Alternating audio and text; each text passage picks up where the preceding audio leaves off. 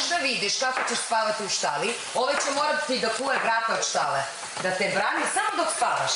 Jer ću te ja polivati od ujutru do uveče. Nećeš više biti lepa, narod će vidjeti ružnu stanju, neće više imati frize. Zadrugo, ako ne reagujete što se tiče polivanja kafom i vodom, ne izvini za moju decu. Ako ne reagujete za polivanje, ja napuštam ovaj reality, jer to je neka vrsta fizičkog kontakta. Koji fizički kontakt? Dostojanstveno, zašto bi ja tebe udarila? Tražila sam belu farbu da te polijem farbom.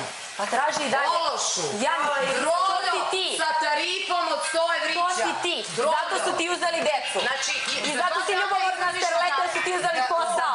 Jer pevačica nisi. Pevačica nisi. Došla si u reality meni posao da kradiš. Ja sam reality zvezda, a Starleta ti smetaju zbog tarife, a ja Starleta nisam. A Zadrugo, ako nastavi sa polivanjem, ja idem na kapiju. Ja imam dostojanstvo.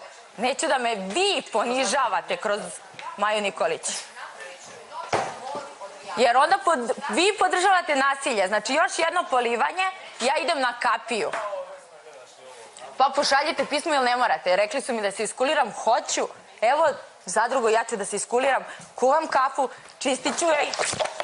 A sad izlazim napolje. Izlazi napolje. I udarila je još. Ne, stavila I udarila je još. Jesam je udarila ili stavila? Zadrugo, isti ste ološ kao i ova Maja Nikolić. Izvini što sam tebe volila. Isti ološ. Znači ti sa polnim organom... Ja ovakav ološ nisam. Moje majci decu oduzimali nisu. Meni neće ovakve budale. Stanju Dobrović da prolivaju reality da bi vi imali show. Stanija. Ajna, ošljava trupa, getišu, a kišalo, zvoljavate nasilje, a ja ženu da udarim neću, nego ću sad dostojanstveno na jebenu kapiju.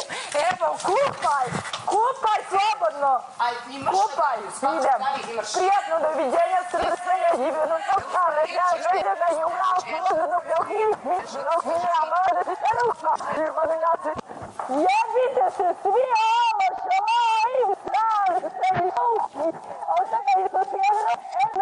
svi ste bre jebite, ali ovo da ne, ovo ne, jeste htjeli, jeste ovo htjeli, bili ste željte, jeste ovo htjeli, jeste me za ovo platili.